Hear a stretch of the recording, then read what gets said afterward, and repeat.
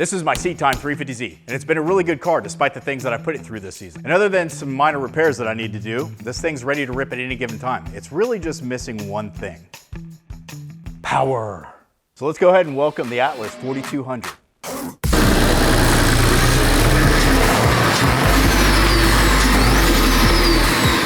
The 4200 is an aluminum block 4.2 liter inline six that's really gaining in popularity because it's easily tuned on HP tuners and can make great power like 700 horsepower right out of the box. Or in my case, a $300 running Trailblazer. Now the only downside to this engine is it's actually quite large. It's very tall and pretty long. It doesn't fit in very many chassis. However, an LSA supercharged LS will fit in the 350Z. So I think there's probably a chance that this just might work. So say hello to the spare 350Z, a car I primarily use to fabricate and engineer all the fiberglass parts that I make, but whose sole purpose now is getting this engine to work in this chassis. And this is the perfect chassis for this engine swap because over the course of the year, I've had to steal a bunch of parts in order for mine and my friends' cars to last all season. So I think it's due to be built into a proper drift car. But first things first, let's see how well this engine fits.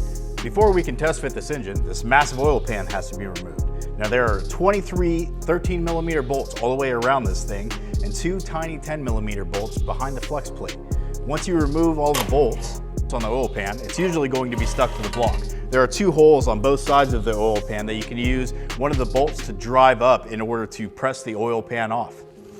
Now that the oil pan is off, let's go ahead and lift this thing up, slide the oil pan out of the way, and see how it fits in the 350Z eventually.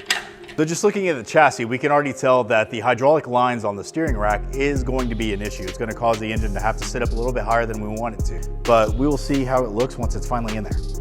I'm guessing that the false firewall is probably going to need to come out in order for it to sit back far enough. We just have to raise it high enough to get this flex plate over the steering lines.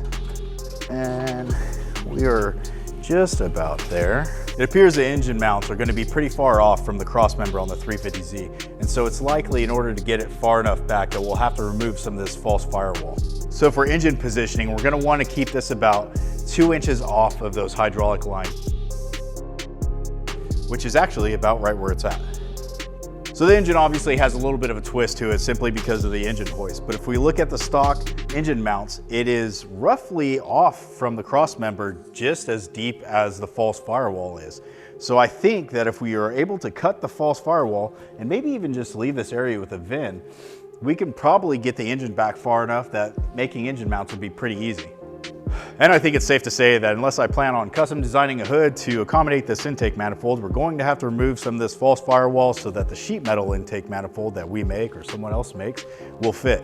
Which also means I think we're going to have to move this alternator bracket.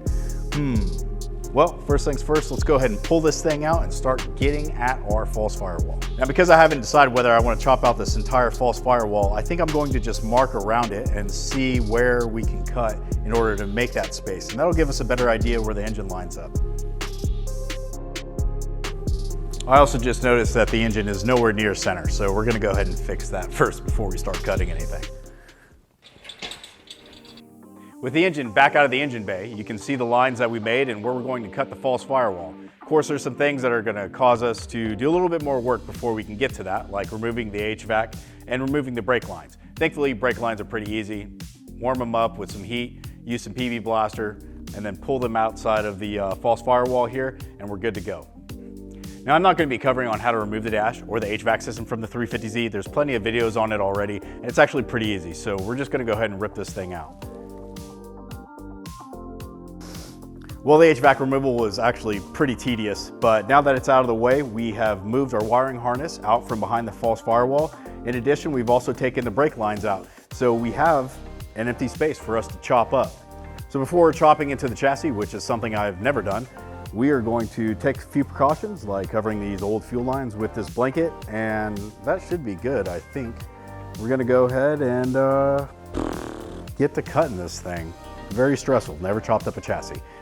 There is a proper way to do it where you get rid of all the spot welds, but I do not have a finger sander right now, so we're going to do this very roughly in order to get the engine back into this engine bay so we can see how well it'll fit and then start mocking up some mounts and oil pan and all that good stuff. But let's get to cutting. Don't forget to wear your safety glasses. This is how you lose an eye, especially with these thin little cut blades. They're dangerous.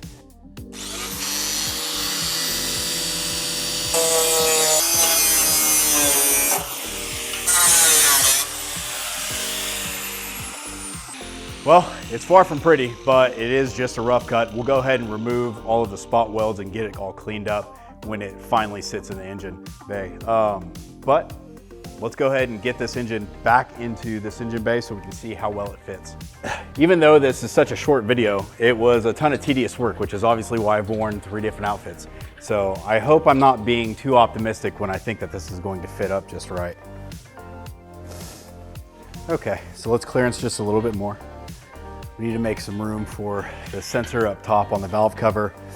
And then the power steering is getting pretty close to just not fitting. So I'm just going to remove the power steering pump as well.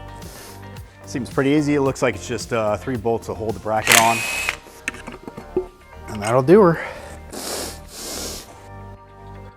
Yeah, and sure enough, with that false firewall cut out, it just sits right where it's supposed to. The one last thing that I would like to try, I'm going to throw the bell housing on, and that'll give us a better idea of kind of like where this has to sit, because I'm going to run the 4L60 bell housing on a CD09. So I'll toss that on, sit that up, and then we will finalize where it's going to sit, measure up for an oil pan. Thankfully, this has a couple locating pins, so I'm just going to toss it on and put 1 bolt on. And I think just looking at it that maybe my concerns were misfounded. So we will just bolt this up and put it back in. Well, it's safe to say that I am over the moon. The engine fits super well. The engine mounts line up extremely well. The bell housing clears, and where the starter touches, that's just a big hammer away from fixing. I'm just going to reroute the wiring harness and we can make this work. So I'm going to measure for the oil pan and for the engine mounts. I'll get those mocked up for the next episode, and I'm going to get out of here because it's 28 degrees and freezing. So I'll see you guys again soon.